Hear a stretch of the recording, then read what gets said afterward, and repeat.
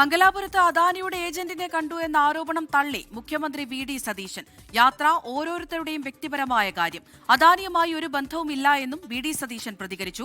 30 മണ്ഡലങ്ങളിൽ UDF BJP ബന്ധമെന്ന CPIM ആരോപണത്തിനും മുഖ്യമന്ത്രി മറുപടി നൽകി. മറുപടി പറയുന്നില്ല. എന്ത് കാര്യത്തിന് മറുപടി പറയണം? ഞാനിക്ക് അദാനിയായിട്ട് എന്താ ബന്ധം?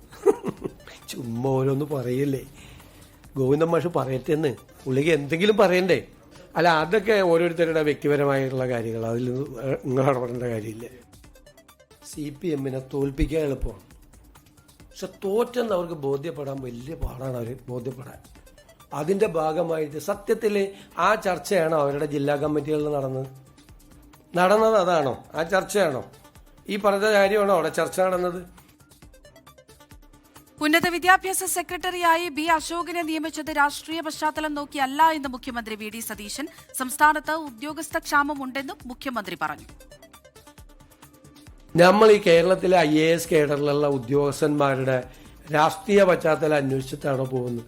അദ്ദേഹത്തിനെതിരായി ഒരു നടപടി ഉണ്ടായിരുന്നു, 2 പേർക്കെതിരായി നടപടി ഉണ്ടായിരുന്നു. നിങ്ങൾ തന്നെ എന്നോട് ചോദിച്ചു ആ നടപടി പിൻവലിക്കുമോ എന്ന്. ഞാൻ പറഞ്ഞു അത് ഞങ്ങൾ പഠിച്ചുകൊണ്ടിരിക്കുകയാണ്. അവർക്ക് എതിരായി നടക്കുന്ന അച്ചടക്ക നടപടികൾ നിലനിർത്തിക്കൊണ്ട് തന്നെ സസ്പെൻഷൻ റിവോക്ക് ചെയ്തവരെ സർവീസിൽ വെച്ചു. ഒരു കാര്യം മനസ്സിലാക്കണം, കേരളത്തിലെ കേഡറിലുള്ള സർവീസിലെ എണ്ണം ഭയങ്കര കുറവാണ്. ഒരുപാട് പേര് ഡൽഹിയിലേക്ക് പോയിരിക്കുകയാണ്.